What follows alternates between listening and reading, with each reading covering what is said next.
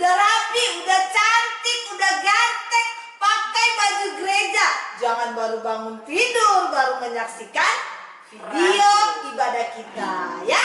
Nah, siap-siap kita mau memuji Tuhan. Kita menyanyi lagu Selamat Pagi Tuhan, karena Tuhan Yesus baik. Tuhan Yesus baik. Musik. Selamat pagi Tuhan, ku ucap terima kasih. Tuhan sudah jaga saya setiap hari. Matahari bersinar, burung-burung berkicau, bertambah-tambah indahnya. Kali lagi. Selamat pagi Tuhan, ku ucap terima kasih. Tuhan sudah jaga saya setiap hari.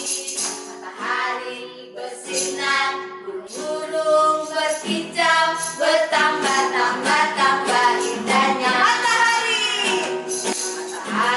bersinar, burung-burung berkicau, bertambah-tambah indahnya. Nah, sebelum kita lanjut, kita mau berdoa dulu. Ambil sikap doa yang baik, lipat tangannya, tutup matanya, tundukkan kepalanya, ikuti kakak Neni berdoa ya. Tuhan Yesus, terima kasih untuk pertolongan Tuhan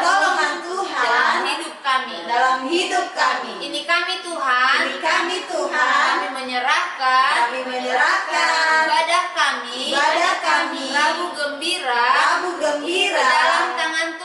dalam tangan Tuhan. Biarlah kami menjadi generasi yang cinta Tuhan dan berprestasi.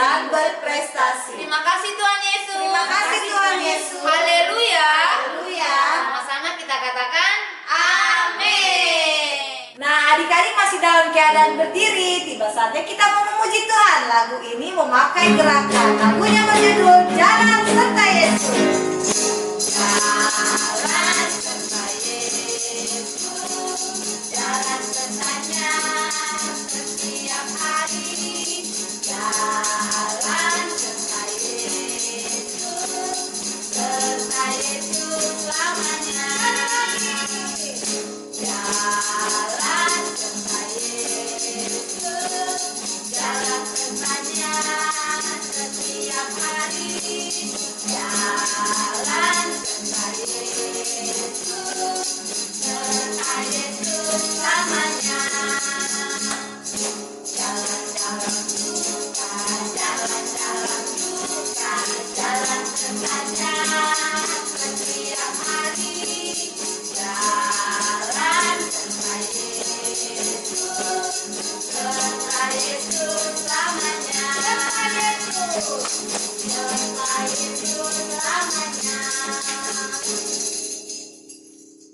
Nah, selanjutnya kita mau menyanyikan lagu yang berkaitan tentang cerita hari ini. Saksikan, dengarkan. Umat Israel berkeliling kota, 7 kali keliling kota Yeriko.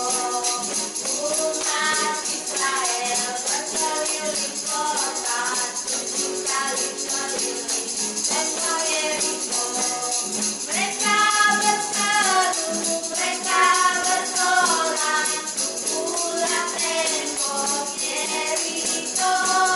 Mereka berseru, mereka bersorak, pukulah tembok Yeriko.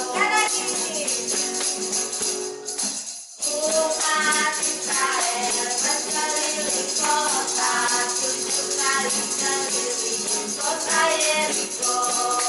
Umat Israel berkeliling kota, 7 kali keliling kota Yeriko. Mereka berseru, mereka bersorak, pukulah tembok Yeriko. Mereka berseru, mereka bersorak, pukulah tembok Yeriko.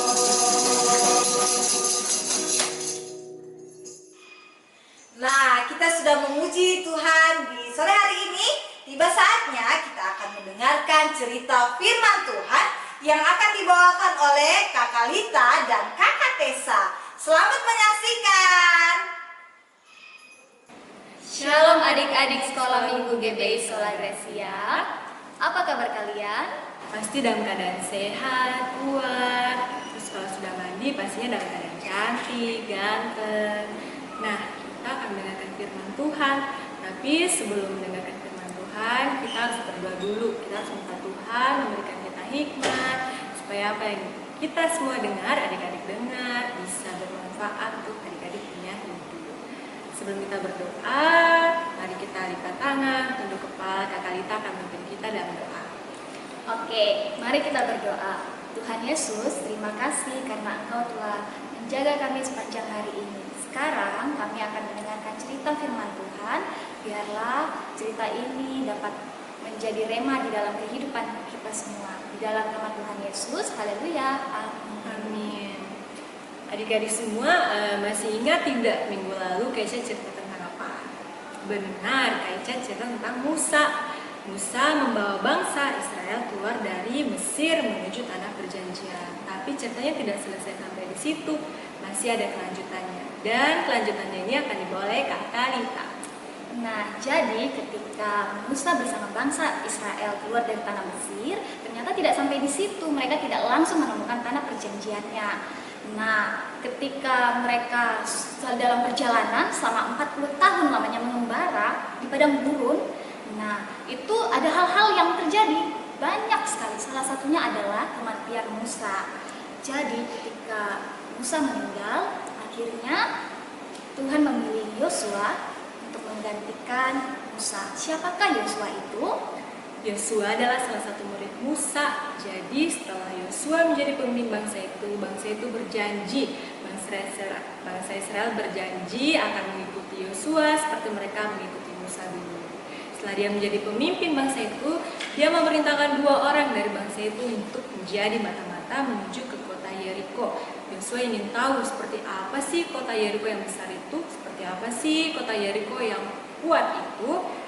Nah, setelah 2 mata-mata itu sampai di kota Yeriko, raja di negeri itu mendengar bahwa ada 2 orang mata-mata bangsa Israel datang ke situ.